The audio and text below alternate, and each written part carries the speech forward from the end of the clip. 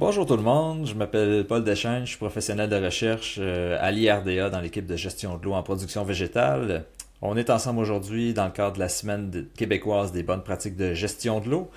Puis aujourd'hui, on a quelqu'un de très important dans le cadre de cette semaine-là. C'est Carl Boivin, qui fait partie de la même équipe que moi. Donc, Carl, je vais te laisser te présenter puis présenter ton sujet du jour. Merci Paul. Oui, je m'appelle Carl Boivin. Je suis agronome, chercheur à l'IRDA dans l'équipe de gestion de l'eau en production végétale, comme Paul l'a dit. Donc, c'est pas une surprise si je vous parle de BPGE aujourd'hui, parce que en fait, c'est un peu comme un symposium virtuel là, qu'on fait. En fait, cette présentation-là va s'imbriquer à l'intérieur, là, pas à l'intérieur, mais va cohabiter avec six autres conférences là, qui vont être faites sur un peu dans le même thème de la gestion de l'eau et des bonnes pratiques de gestion de l'eau. Donc, sans plus tarder, je vais tenter de partager mon écran. Ma conférence s'intitule Intégrer des BPGE ou bonnes pratiques de gestion de l'eau à la ferme, chaque maillon compte. Donc, c'est quoi une BPGE? Je définirais ça comme une pratique qui vise à optimiser l'utilisation de l'eau tout en préservant la qualité de la ressource et en assurant la durabilité du système. Aujourd'hui, je mets l'accent sur les productions végétales, mais les BPGE, c'est pas juste pour les productions végétales. Par exemple, on peut penser aux abreuvoirs d'un bâtiment d'élevage. Il y a souvent on remarque beaucoup de gaspillage dans ces abreuvoirs-là. On peut mettre maintenant des abreuvoirs là, qui limitent en fait ce gaspillage-là. Je reviens encore aux productions végétales, mais si on parle par exemple au lavage de légumes, on peut penser à l'utilisation d'un dessableur là, pour diminuer le volume d'eau qui est nécessaire pour laver les légumes. Donc les BPGE, ça ratisse quand même large là, dans le monde agricole, si on veut. Donc comment ça marche les BPGE? Je me permets une analogie avec les chaussures. Dans les chaussures, il y a plusieurs modèles, il y a plusieurs pointures, il y a des souliers pour courir, peut-être pas pour marcher, peut-être les mêmes pour quand on travaille. En fait, il y a différents modèles. Donc c'est pareil pour les BPGE, il y a plusieurs BPGE. Puis selon le contexte, une BPGE peut le faire, mais une autre ne peut pas être nécessairement appropriée. Donc nous, on ne vend pas des chaussures, mais je dirais qu'on essaie de vendre des BPGE. Donc comment on s'y prend pour réussir à les vendre, ou essayer de les vendre du moins? Je commence en vous présentant certains projets qu'on a faits qui visaient entre autres de documenter des enjeux et les problématiques, pour être capable de voir sur quoi on va travailler ou mettre l'emphase. Ici, le premier projet que j'appelle G25, comme le groupe de 25 entreprises. Et en fait, c'était 25 entreprises maraîchères ici dans 4 régions. On était en Montérégie, dans la région de Laval, la Naudière, Laurentide. C'est un projet qu'on a fait, là, qu'on a débuté en 2013. L'idée de ce projet-là, c'était d'une part d'impliquer les conseillers agricoles qui gravitaient autour de ces entreprises-là. Puis c'était finalement ça durait plusieurs années, mais on s'installait en instrumentant le système culturel. Par exemple, si on était dans un producteur de brocolis, on installait des sondes pour être capable de voir c'est quoi la gestion de l'irrigation du producteur, pour être capable vraiment de suivre là, qu'est-ce qui se passe. La première année, en fait, on était le plus effacé possible. Puis l'idée, au fil des années, c'était de rencontrer le producteur, d'avoir peut-être de regarder qu'est-ce que nous, on a vu sur sa régie pour essayer, finalement, tranquillement, pas vite, d'amener là, certains changements là, qui ont pu améliorer là, cette gestion-là, toujours en étant accompagné avec les conseillers. La même année aussi, on avait commencé un projet qui s'appelait G13, tant qu'avoir trouvé le filon du G. C'était c'est un groupe de 13 entreprises qui étaient spécialisées en production de fraises et pommes de terre, mais cette fois-ci plus dans la région de Québec, là, de la capitale nationale. Donc c'était un peu le même principe que G25, mais dans G13, on avait ajouté ce qu'on appelle un hebdo. C'est une espèce de bulletin que, encore là, on avait une instrumentation qu'on était capable de consulter à distance, puis à chaque semaine, on partageait un bulletin aux producteurs de ces 13 entreprises-là, finalement, pour dire, voici quand il n'y a plus, voici un peu là, le risque de stress hydrique ou comment tout ça s'articule pour finalement aussi dans un but de sensibiliser là, les producteurs. Après ça, on a eu G5, vous voyez que ça diminue, là, 25, 13, 5. Ici, c'était 5 producteurs de pommes de terre. On s'est dit, on va cibler la même production. On était dans 4 régions. Encore une fois, on a impliqué les conseillers. Mais ici, on a ajouté, enfin, on a essayé un peu l'approche hybride. La pomme de terre, on trouvait à l'époque, puis on trouve toujours maintenant que le bilan hydrique se prête bien Le bilan hydrique, c'est un outil là, qui, un peu comme le tensiomètre, permet d'évaluer quand est-ce qu'il faut intervenir, dépendamment d'une consigne précise. Mais l'idée, c'était de voir un peu l'approche hybride. On instrumente avec des tensiomètres dans ce cas-ci, puis on regarde aussi un certain suivi avec un bilan hydrique pour voir, là, pour anticiper finalement le moment où l'irrigation pourrait être déclenchée là, pour éviter un stress hydrique à la culture. Deux autres projets rapidement. Projet PAD qu'on a fait les projets PAD en fait que j'appelle qu'on a fait là, dans les dernières années avec l'Association des producteurs de fraises framboises du Québec et les producteurs de légumes de transformation du Québec. Je vais revenir un petit peu plus loin. Mais on a adopté un peu le même principe. Le projet durait 3 ans. On a instrumenté la première année. On a regardé ce que les producteurs faisaient. Puis au fil des années, on s'est permis de faire des rencontres avec ces producteurs-là, oui, mais permis de proposer peut-être des correctifs qui pourraient améliorer la gestion de l'eau, en fait, proposer des bonnes pratiques de gestion de l'eau à ces entreprises-là, mais toujours en observant comment le producteur, finalement, gérait là, sa régie d'irrigation. Et on a un projet en ce moment, Bleuet 30, que j'appelle, parce que, il y a 30 producteurs de bleuets nains. Dans ce cas-ci, en fait, l'irrigation n'est pas très présente dans le bleuet nain encore. Il y a des producteurs qui irriguent, mais les producteurs se questionnent. Fait un des objectifs du projet, c'est de voir, dans quel contexte la pertinence de l'irrigation pourrait s'exprimer. Parce qu'on ne peut pas dire, c'est pertinent d'irriguer bleuet nain. Il y a un contexte dans lequel qui peut être différent d'une entreprise à l'autre. Mais l'idée, c'est encore d'instrumenter les entreprises. Ici, on y va beaucoup plus avec le bilan hydrique, parce que le bleuet nain, c'est des grandes superficies. On peut dire que c'est un peu plus extensif là, que, par exemple, de la fraise à journeux. Puis on essaie là, à chaque semaine de publier. Mais pas on essaie, en fait. On publie à chaque semaine un bulletin là, sur le risque de stress hydrique. Tout ça dans l'objectif de sensibiliser les producteurs à une bonne gestion de l'eau. D'ailleurs, pour ceux qui s'intéressent, ceux qui connaissent les bulletins du RAP, là, le réseau d'avertissement phytosanitaire, spécifique au bleuet nain, on a un lien qui mène là, à ces bulletins-là qui sont publiés là, une fois par semaine depuis cette année. Maintenant, qu'est-ce qu'on a constaté? Parce que je vous disais qu'on faisait ça pour voir un peu les enjeux et les problématiques. C'est des constats généraux. Il y a des entreprises là-dedans auxquelles ça correspond pas, mais en général, il y a des entreprises qui se questionnent sur la pertinence d'irriguer. Comme je vous disais, on ne peut pas dire est-ce que c'est pertinent d'irriguer la pomme de terre ou non. Il n'y a pas de réponse à ça. C'est plus est-ce que c'est pertinent d'irriguer une pomme de terre d'une telle variété, par exemple, dans tel type de sol. Là, on commence à raffiner un peu la question. Fait, comment on pourrait aider le producteur finalement à répondre à cette question-là? Il y a aussi l'évaluation du besoin en eau qui est difficile. Le besoin en eau, ça peut quand même être assez... il y a le besoin en eau, par exemple, de la culture, si on parle d'une culture, mais aussi le besoin en eau qui souvent, ce qu'on voit finalement, c'est le volume d'eau que le producteur utilise. Fait que des fois, il y a quand même une différence entre les deux. Il y a peu d'entreprises qui utilisent des consignes quantitatives, je dirais quantitatives dans le sens où il y a un processus qui mène à déterminer cette consigne-là. Souvent, dans un même contexte, mettons dans un même champ de pommes de terre, si on a une consigne, on devrait toujours intervenir au même moment, donc les volumes d'eau apportés devraient être aussi comparables. C'est pas ce qu'on voit. Souvent, d'une irrigation à l'autre, les volumes sont différents. Aussi, il y a ce qu'on peut observer aussi, c'est que des fois l'irrigation n'est pas déclenchée au bon moment, mais c'est pas une surprise parce que si on n'a pas de consigne, des fois on peut tomber pile dessus, mais généralement on tombera pas pile à chaque fois. Donc, puis souvent les durées pourraient être moins longues. Là. Fait que c'est un peu des constats qu'on a fait. Je l'ai dit un petit peu tantôt, mais l'écart entre la part, ça je l'ai pas dit, mais l'écart entre la part ciblée et la réalité. Ici, je fais référence un peu à la performance du système d'irrigation.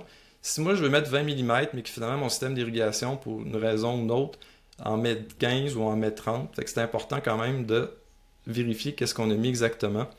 Et quand on augmente ou quand on améliore la gestion de l'eau, ou on augmente finalement l'efficacité d'utilisation de l'eau, c'est pas un automatisme que ça va se répercuter en une diminution du volume utilisé parce que ça dépend en fait souvent finalement on va peut-être utiliser même plus d'eau, mais au moins cette eau-là va être utilisée plus efficacement. C'est des constats brefs qu'on a fait au fil des années. Donc, qu'est-ce qu'on fait pour finalement trouver des solutions? On développe puis on adapte là, des pratiques puis des outils qui sont destinés aux producteurs, mais aussi aux conseillers là, qui gravitent autour d'eux.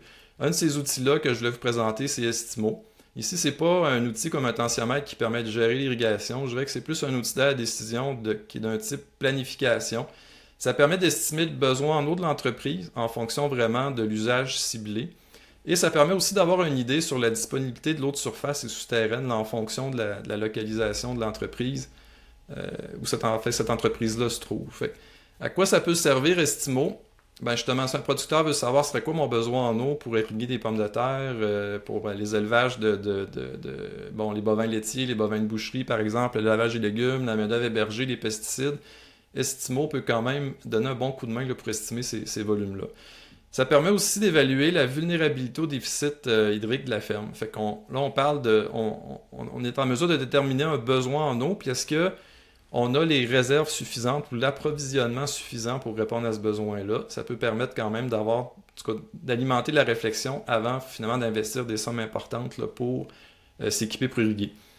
Aussi, ça peut amener à se questionner sur sa gestion de l'eau. Par exemple, si, Estimo me dit que ma pomme de terre, dépendamment de l'année, parce que, bon, il va fouiller il fait un bilan hydrique historique, finalement. Par exemple, je peux dire, bon, ma pomme de terre en 1998, comment elle aurait pris d'eau dans tel contexte.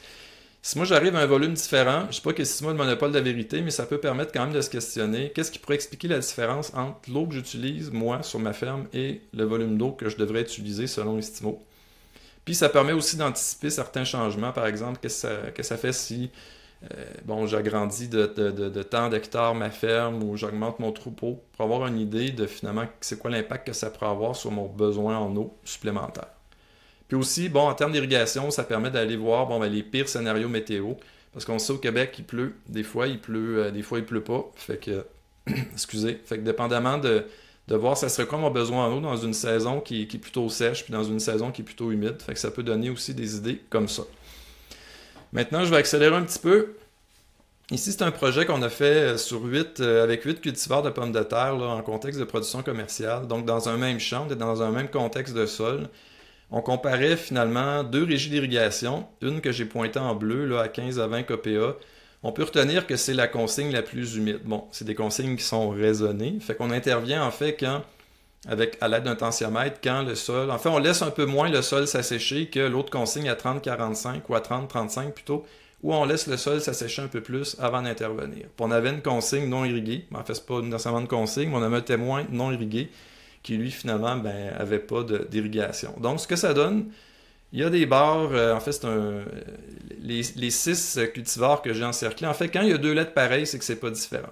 Donc, par exemple, mon premier cultivar à gauche, assez chaleur, finalement, que j'ai maintenu le sol plus humide ou que j'ai attendu un petit peu plus avant d'irriguer, mais il n'y a pas de différence. Fait que finalement, ces 8 cultivars-là, j'avais aucun avantage à intervenir là, avec la consigne la plus humide parce que finalement, ça ne s'est pas répercuté sur un meilleur rendement.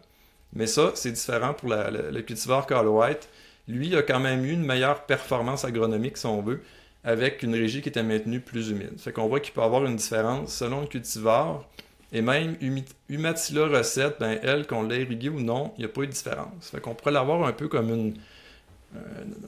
faut faire attention à ce qu'on dit, mais je veux dire, ça pourrait être vu un peu comme dans certains contextes, comme un cultivar comme un peu une assurance récolte. Là. Fait que c'est pas nécessairement... en tout cas, les rendements sont là. Je dirais peu importe les conditions, là. Bon, pas des conditions extrêmes, mais on s'entend, ça peut être quand même un cultivar intéressant pour cet aspect-là. Maintenant, si on traduit ça en bonne pratique de gestion de l'eau, ce qui me vient en tête, c'est que le choix variétal, ça devient une bonne pratique de gestion de l'eau, parce qu'on l'a vu, en fonction de la variété, les besoins en eau vont être différents. Fait que si on n'irrigue pas, ou si l'approvisionnement en eau est contraignant, si on a accès à l'information, puis ça, c'est pas toujours le cas, mais si on a accès à l'information, on peut peut-être choisir le cultivar qui va cadrer le mieux dans mon contexte. Bon, nécessairement, si ce cultivar-là répond au marché dans lequel l'entreprise est produit. Ça permet aussi pas ça permet aussi, mais ça met en lumière que c'est important de consignes d'irrigation, parce qu'on l'a vu. Dans mes 8 cultivars, on avait 2 consignes, puis finalement, on n'a pas eu de réponse nécessairement. C'est important de déclencher selon une consigne. Bon, si on n'a pas de consigne, comment on fait pour déclencher? En fait, tout ça se tient un peu, puis si on n'a pas d'outil d'aide à décision comme un tensiomètre pour savoir quand la consigne est atteinte, finalement, vous allez comprendre qu'on déclenche un peu l'irrigation, un peu pas n'importe quand, mais en tout cas sur d'autres facteurs qui sont moins quantitatifs que ceux qu'on vient de décrire là. Fait que finalement, il y a quand même une légitimité je dirais, adopter là, des bonnes pratiques de gestion de l'eau comme ça, dans le contexte de la pomme de terre, mais aussi, entre autres, pour le choix variétal. Encore là, si l'information est disponible, ça pourrait être vrai là, dans d'autres productions. Des pommes de terre au Québec, il y a plusieurs cultivars. C'est peut-être une je dirais, des productions qui a le plus de cultivars. Il y a différents marchés. Fait qu'on continue des projets, là, un projet en fait qui est un peu dans la même, un peu comparable à celui que je viens de vous présenter. C'est la première année cette année, se poursuit jusqu'en 2029. Là. Donc encore là, c'est dans le contexte de production commerciale, puis on le fait là, dans la région de la Nodière. Maintenant, je voulais vous parler d'optimiser la disponibilité de l'eau, parce que c'est un peu c'est ce qu'on essaie de faire aussi. Ici, je vous montre la pomme de terre encore une fois, mais c'est qu'on pourrait décrire, pas qu'on aime ça décrire la pomme de terre comme ça, mais on décrit la pomme de terre un peu comme un parapluie. Si vous remarquez ma photo à gauche, il y a une certaine pluie, là, on comprend que c'est pas 30 mm, mais le dessous du plan, on voit que le sol est resté sec. Donc, l'eau qui atteint le plan va être déportée, si on veut, au pourtour du plan. Et on voit dans la photo du milieu, une fois que le plan est un petit peu plus développé, justement, cette eau-là va peut-être même s'accumuler entre deux billons de pommes de terre. Fait qu'on voit que l'eau va être détournée un peu du système racinaire. Puis la photo à droite est peut-être un peu moins évidente, mais c'est après une irrigation. On a fait une coupe transversale d'un billon, d'une butte de pommes de terre. Puis on voit que la zone plus pâle, finalement, c'est une zone qui n'a pas été finalement apportée de l'irrigation. Donc c'est important de voir quand on irrigue ou quand il pleut, à quelle place va l'eau. Fait qu'en fonction de ça, on s'est dit que dans la pomme de terre, probablement qu'on pourrait avoir une efficacité plus grande de la pluie et de l'irrigation. C'est difficile de présenter un projet en 10 secondes, mais ici en haut, on a une butte, encore une coupe transversale, là, mais un système conventionnel où il y a un renchaussage là, qui est fait là, à un certain moment de l'année qui forme là, des billons. Fait qu'on voit, je vais peut-être prendre mon pointeur laser. Fait qu'ici, on voit que tantôt on voyait l'accumulation d'eau, ici, l'eau va quand même s'accumuler là. On le voit, il y a une zone plus foncée, puis on voit que le centre de la butte aussi est plus pâle. Fait qu'on a quand même une place où l'eau s'accumule de façon un peu préférentielle. Donc ici, au renchaussage, c'est un renchausseur qu'on a modifié pour amener plus de terre dans un entrerang sur deux, parce qu'on ne peut pas inventer de la terre. Là, il reste qu'on prend ces entrerangs-là de chaque côté pour en remplir au milieu. Fait que finalement, on augmente le volume de terre en deux billons, pour que justement le volume de sol, qu'il y ait un plus grand volume de sol qui retient l'apport en eau.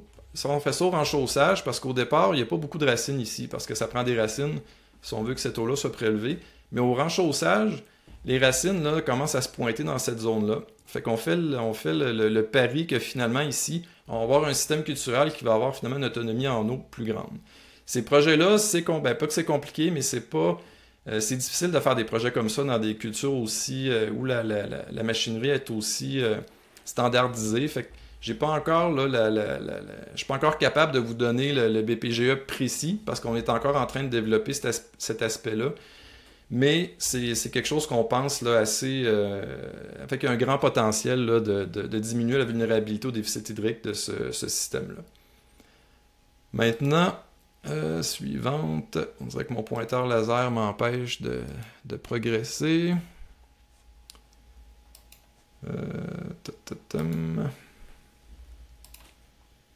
Bon. C'est quoi l'impact d'un stress hydrique? Je reviens avec mes bleuets nains. J'en ai brièvement parlé au départ. C'est pas le même projet, mais ici, comme je disais, c'est des producteurs où l'irrigation n'est pas nécessairement très présente. Donc les producteurs se demandent est-ce que dans mon contexte ça pourrait être pertinent d'irriguer. C'est le genre d'essai qu'on fait ici. On a le bleuet nain pour ceux qui sont moins familiers. Il y a une année en végétation. L'année suivante, le plant produit, puis après ça, on fait une fauche, puis on recommence l'année de végétation, puis en production. Donc le cycle de production dure 2 ans. C'est une plante vivace qui revient là, à chaque année. En fait, c'est un arbuste. Donc en 2021, on a fait des essais là, dans une bleuetière au lac Saint-Jean, en Normandin. Donc en 2021, toujours avec une régie raisonnée puis des instruments, fait qu'on a finalement on a atteint notre consigne 10 fois en végétation puis en production 4 fois. Donc là, ça se complique un peu. Donc il y avait différents traitements, on irriguait seulement en production, puis on irriguait aussi en végétation et en production. Donc si on irriguait juste en production, on avait un gain de rendement qui finalement qui était de 25% par rapport aux parcelles qui n'étaient pas irriguées du tout. Et quand on évitait en fait un stress hydrique autant en végétation qu'en année de production, on avait une différence de rendement de 65%. Donc on comprend que ce n'est pas l'irrigation qui fait augmenter les rendements, c'est plus le stress hydrique qui le diminue. Fait que l'idée de l'irrigation, c'est de finalement éviter que la plante subisse un stress hydrique. Fait que ce genre d'essai-là permet de mesurer finalement c'est quoi l'effet agronomique d'un stress hydrique. Bon, on comprend que ce stress-là va être différent d'une saison à l'autre, puis d'une bleuetière à l'autre. Ce qu'on fait aussi pour favoriser l'adoption des bonnes pratiques de gestion de l'eau, il y a la formation, la diffusion de transfert dans lequel l'équipe est quand même très active. Ici, un projet qu'on a appelé Formo, formation sur l'eau. Il y a 9 modules thématiques. On est en train de la développer. Elle va être prochainement disponible. Donc, on parle de production végétale, production animale. Il va y avoir 9 modules. On parle aussi plus général, qui s'adresse un peu à toutes les productions. Donc, ça, c'est à suivre. On a fait aussi un guide d'irrigation en collaboration avec un paquet de monde, mais c'est disponible au CRAC. Le guide a été sorti en 2019 de mémoire. Il y a quand même beaucoup de connaissances de base, beaucoup de résultats d'essais qu'on a fait. Il y a des chapitres spécifiques sur la pomme de terre, la fraise, la canneberge, la pomme, mais il reste qu'il y a une bonne partie du guide qui peut faire pour peu importe la production. En fait, c'est quoi les connaissances de base qu'on devrait être au courant en fait quand on s'intéresse à l'irrigation. On a aussi un podcast sur la gestion de l'eau qui s'appelle Autrement dit. On va bientôt avoir 50 épisodes. Normalement, quand on a un projet, on essaie de faire un podcast, par exemple, sur les résultats, où on essaie d'interviewer des experts du milieu, des fournisseurs. Donc, c'est très varié. Je vous invite à aller voir Autrement dit, un paquet d'informations là-dessus. La Semaine québécoise des bonnes pratiques de gestion de l'eau, je la mets dans les activités de diffusion. Si on fait ça, c'est justement pour une façon pour nous d'essayer de rendre, en fait, de montrer que ces BPGE-là existent. Fait que je pense que c'est la première étape de prendre, de connaître l'existence de ces BPGE-là. Puis la Semaine québécoise des bonnes pratiques permet, entre autres, de faire ça. On a un projet aussi qu'on appelle VADH, dans le sens de vulnérabilité au déficit hydrique. C'est un projet en cours, mais ce projet-là, on vise à diminuer la vulnérabilité au déficit hydrique des systèmes culturaux, justement en faisant... si je le lis textuellement, c'est articuler puis diffuser de l'information vers les acteurs concernés par la gestion de l'eau. Comment on s'y prend? On essaie de comprendre, de bien comprendre le système culturel, puis de transmettre cet intérêt-là aux intervenants, de dire... Chaque système culturel est différent. Puis là, je parle pas juste de la culture en soi, mais le type de sol, est-ce qu'il y a de la compaction, à quelle place vont mes racines. C'est important de s'intéresser au système culturel. Aussi, on essaie de détailler les différentes composantes de ces systèmes-là pour voir est-ce qu'ils vont accentuer ou diminuer la vulnérabilité. Parce qu'il y a un paquet de composantes dans ces systèmes-là qui vont finalement avoir un effet sur cette vulnérabilité-là. Tantôt, quand je reviens, mais quand je parlais de mes souliers, l'analogie avec mes souliers, on essaie de faire des liens entre, dans telle situation, cette BPGE-là serait beaucoup plus adaptée. Fait que c'est ce qu'on essaie de faire. On essaie aussi de tenir compte des freins à l'adoption des bonnes pratiques de gestion de l'eau. D'ailleurs, il y a une conférence aussi qui va se tenir là-dessus. Tantôt, quand je vous disais que ma conférence cohabite un peu avec d'autres conférences, donc il va en avoir une du CRC.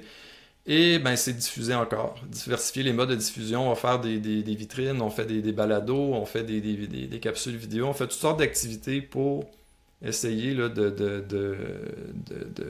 en fait, que cette information-là soit disponible. On fait aussi du transfert.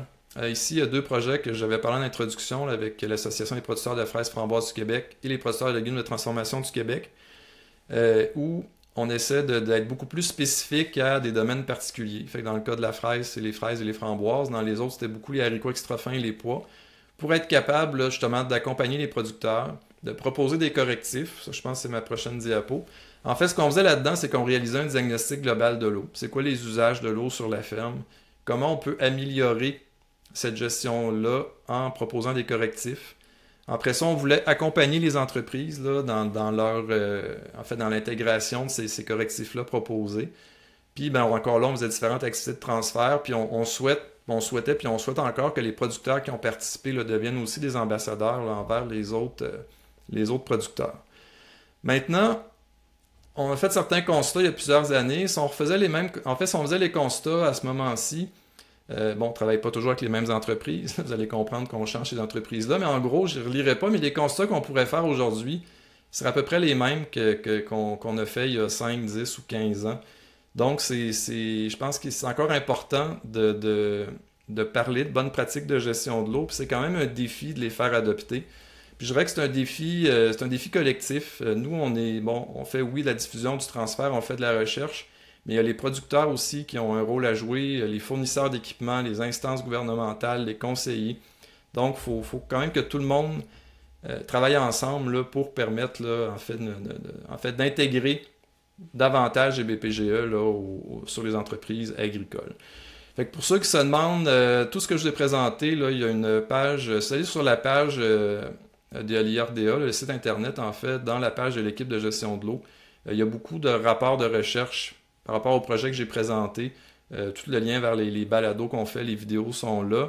Il y a aussi le lien vers la page où toutes les activités de la Semaine québécoise des BPGE de cette année et aussi l'édition 2024. Tous les documents qu'on a produits, il y a des liens pour faciliter l'accès à ces documents-là. Et pour ceux qui voudraient me poser des questions, vous pouvez me rejoindre dans mon courriel, téléphone, à l'IRDA. Donc, ça fait le tour, Paul, pour ce que j'avais à dire aujourd'hui sur les bonnes pratiques de gestion. Excellent. Merci beaucoup, Carl. Très, très éclairant sur... même moi qui fais partie de ton équipe, là, c'est le fun de voir toute l'ampleur de qu'est-ce qu'on a fait depuis plusieurs années. Là. Puis je pense que je suis convaincu que c'est intéressant pour les gens qui écoutent ça de se rendre compte tous les domaines dans lesquels on joue justement pour diffuser de l'information, puis renseigner les producteurs sur les bonnes pratiques de gestion de l'eau. Donc, il y a quelques questions qui me sont passées par l'esprit en t'écoutant parler, Carl. Tu faisais souvent référence à la culture de pommes de terre par rapport à le bon choix du cultivar. Là, tu nous as bien montré qu'il y avait des cultivars qui étaient mieux adaptés justement à subir des stress hydriques, des déficits hydriques. Mais est-ce qu'on... En fait, tu mentionnais que cette information-là, si elle est connue en termes de cultivar, ben ça peut devenir un BPGE pour les producteurs, donc dans leur choix de cultivar. Mais est-ce que cette information-là, justement, est relativement facile à trouver? On comprend que pour la pomme de terre, on travaille là-dessus, donc on a quand même de l'information qui est disponible pour les producteurs, mais pour d'autres cultures comme la fraise ou pour d'autres cultures maraîchères, est-ce que tu as une idée de cette situation-là présentement? Ben, je dirais qu'il y a quand même, souvent il y a plusieurs éléments, peu importe la question, mais on est quand même, il y a beaucoup de variétés de fraises, il y a beaucoup de variétés de différentes cultures, mais on est quand même assez au nord au Québec. Fait que déjà, il y a souvent un premier tamisage qui se fait en termes de ces cultures-là vont être capables d'être performantes agronomiquement au Québec. Fait que c'est sûr que déjà, il y a beaucoup de littérature quand même qui porte sur le besoin en eau des cultures. Mais il y a plusieurs variétés qu'on ne fait pas au Québec. Fait que déjà, ça, c'est une première chose. Fait que oui, il y a la pomme de terre, je dirais que c'est l'exemple où il y a vraiment, je dirais, le plus de variétés. Il y en a aussi dans la fraise. La fraise d'été, il y a plusieurs variétés. La fraise d'automne, il y en a un peu moins. Le bleuet en Corrèmes me vient en tête aussi. Il y a quand même quelques variétés, mais souvent, c'est beaucoup plus la rusticité qui va primer sur des aspects comme le besoin en eau. Fait que c'est un peu vrai pour... Je dirais que le critère de besoin en eau, si j'avais j'ai comme objectif un peu de le mettre, il sera jamais en première place. Là. Souvent, voir le marché, la résistance aux maladies, la résistance aux insectes, la rusticité, puis après ça, si on est capable d'avoir répondu à tous ces besoins-là, la gestion de l'eau, c'est sûr que ça peut devenir intéressant, mais c'est clair que c'est pour ça qu'on fait des essais. Puis cette information-là, on essaie de la rendre disponible. Parfait. Je me mets dans la peau maintenant d'un producteur qui écoute ta conférence ou qui écoute d'autres conférences en fait, qui parle justement des bonnes pratiques de gestion de l'eau, qui se dit ok, c'est intéressant que ce que ces gens-là proposent, tu nous as montré où aller chercher cette information-là. On a une page dédiée à l'équipe sur le site de l'IRDA, donc un producteur motivé pourrait aller consulter tous ces documents-là pertinents. Mais concrètement, sur le terrain, une fois qu'il y a cette information-là, y a-t-il du support qui existe justement concrètement puis au niveau du terrain pour ces producteurs-là qui veulent aller un peu plus loin là? Je dirais, ben, je commencerai en disant que, c'est la première fois que je l'ai dit en conférence, que ben, dans la formation agronomique des conseillers, je dirais que la formation pour la fertilisation, la formation pour l'aspect phytosanitaire est très présent. La gestion de l'eau, là, un peu moins. Fait que déjà, c'est sûr que on a peut-être quelques années de retard à prendre, mais il y a quand même une offre de services qui se construit. Tantôt, je disais que ma conférence fait partie cohabite avec d'autres conférences dans ce symposium virtuel-là qu'on pourrait appeler. Je pense à Daniel Bergeron qui va parler, entre autres, du projet là, de mentorat en irrigation dans lequel il est impliqué, justement à former de la relève en gestion de l'eau. Fait que cette relève-là, en fait, ces conseillers-là qui sont déjà actifs sur le terrain, ben, vont être quand même je dirais, des agents de changement pour réussir justement à faire intégrer ces bonnes pratiques de gestion d'eau-là. Bon, Catherine Bossé, qui est pédologue à l'IRDA, elle présente aussi encore là dans ce symposium virtuel-là.